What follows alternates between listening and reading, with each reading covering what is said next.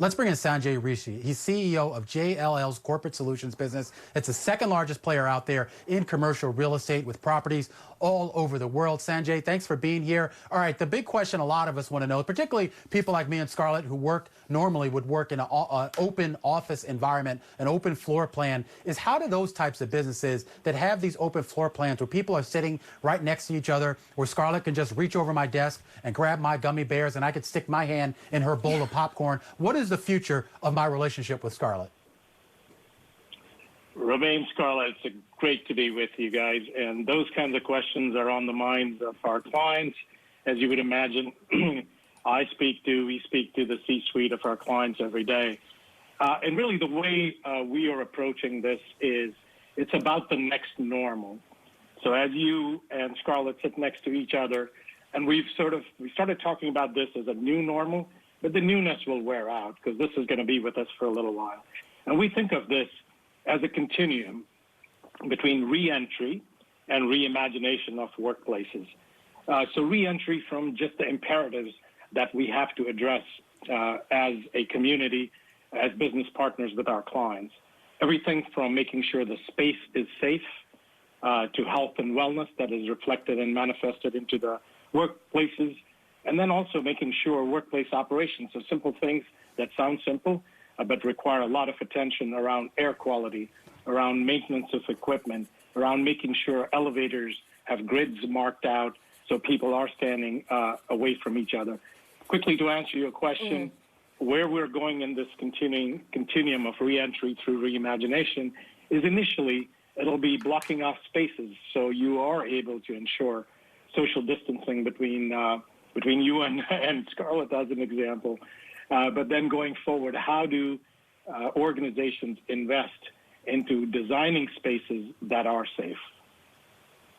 Right. Oh, I'll just put the popcorn on the empty desk between Romaine and myself. Sanjay, what happens in terms of just getting to the office in the first place? Bloomberg had a story last week pointing to the challenges facing major banks in New York when it comes to elevator use. I mean, Romaine and I, when we get to the lobby, we can't take the elevator at the same time, can we? True. Very great question. This is on people's minds, as you can imagine.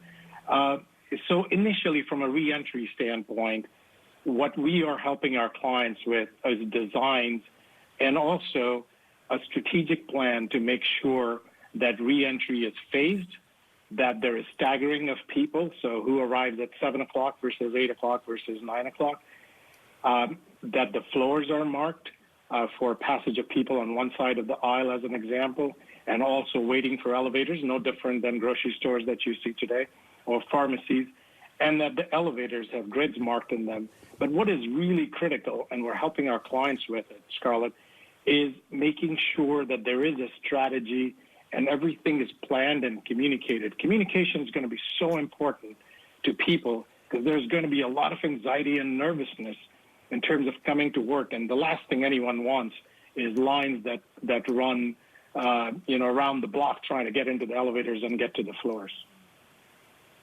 Yeah.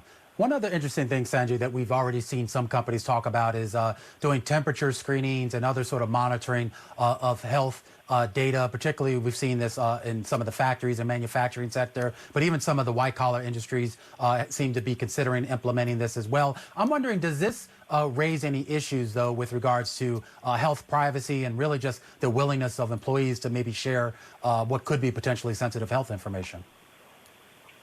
Yeah, we hear these requirements around the globe, and they manifest themselves slightly differently.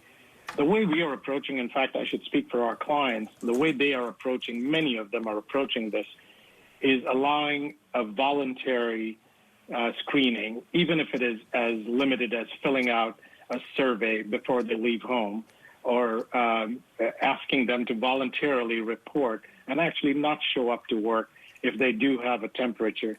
So a lot of this in our environment, in my business in the Americas, is skewing towards more voluntary rather than mandated by corporations or organizations.